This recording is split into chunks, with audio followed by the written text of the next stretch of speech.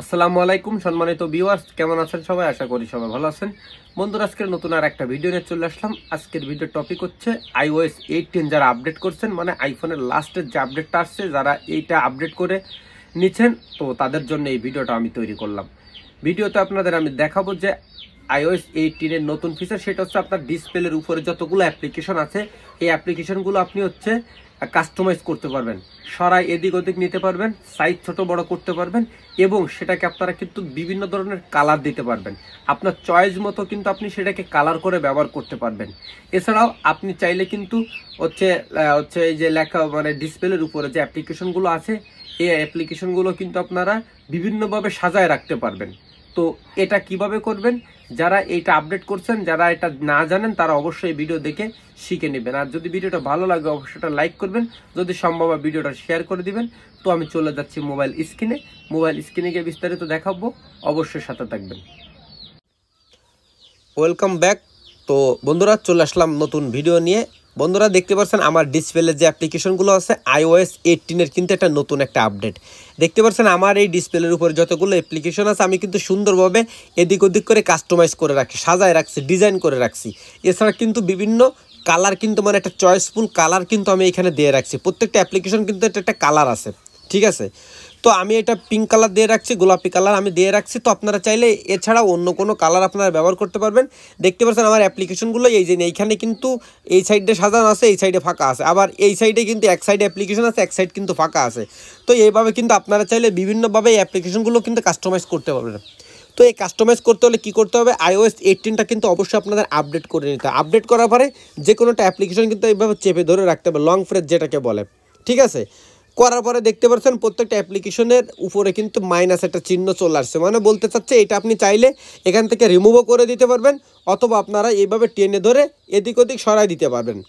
তো আপনারা চাইলে এখান থেকে এদিক ওদিক সরাই দিতে পারবেন। দেখতে পাচ্ছেন আমি এই যে হোয়াটসঅ্যাপটা দেখতে পাচ্ছেন, এটা আমি যদি সরাই নিচের দিকে দিই বা যে কোনো এক সাইডে দিয়ে দিতে পারবো।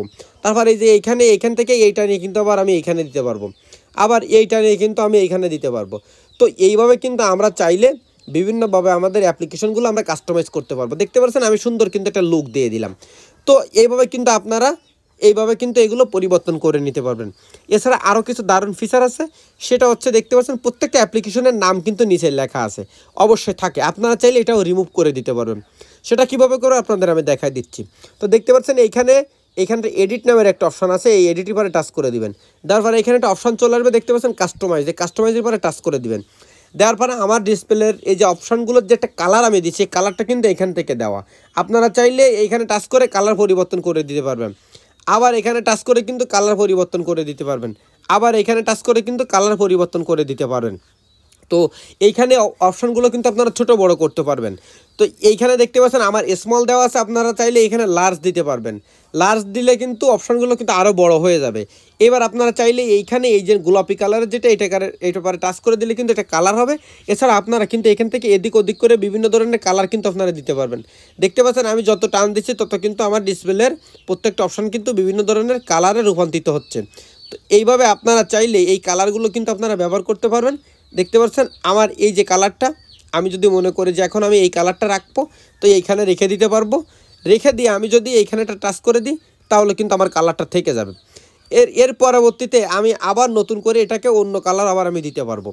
দেখতে পাচ্ছেন এই কালারটা যখন দিয়ে রাখছি, আমি লার্জ দিছি। লার্জ দেওয়ার কারণে কিন্তু প্রত্যেকটা অ্যাপ্লিকেশনের নিচে যে নাম ছিল, নামগুলো কিন্তু চলে গেছে।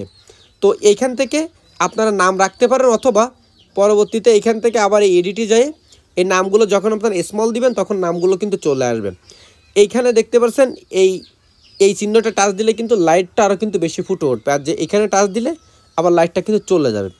তো আমি এখানেটা টাচ করে দিয়ে আমি ডিসপ্লের লাইটটা একটু ব্রাইটনেসটা একটু হাই করে দিলাম। দেওয়ার পরে এখান থেকে কিন্তু এখন আমার কালার একটা সুন্দর একটা কালার আসছে। এছাড়া আমার ডিসপ্লের যে অ্যাপ্লিকেশনগুলো আছে, এগুলো কিন্তু অবশ্যই কিন্তু সুন্দর একটা লুক নিছে। তো এই ক্ষেত্রে আপনারা যারা iOS 18 মানে আইফোনের 18 যারা আপডেট করছেন, তাদের জন্য এই ফিচারটা কিন্তু আছে। যারা জানেন না, তারা অবশ্যই ভিডিও থেকে আপনারা শিখে নেবেন। বুঝতে কথা সমস্যা হলে অবশ্যই কমেন্টস করবেন, আর অবশ্যই কিন্তু ভিডিওটা শেয়ার করে দিবেন। চ্যানেলের নতুন কোনো সদস্য থাকলে অবশ্যই কিন্তু চ্যানেলটা সাবস্ক্রাইব করতে ভুলবেন না। আজকের মতন এখানে শেষ করছি। নতুন কোনো ভিডিও আবার নিয়ে আপনাদের মাঝে আসার জন্য চেষ্টা করব। ততক্ষণ সবাই ভালো থাকবেন, সুন্দর থাকবেন। আসসালামু আলাইকুম।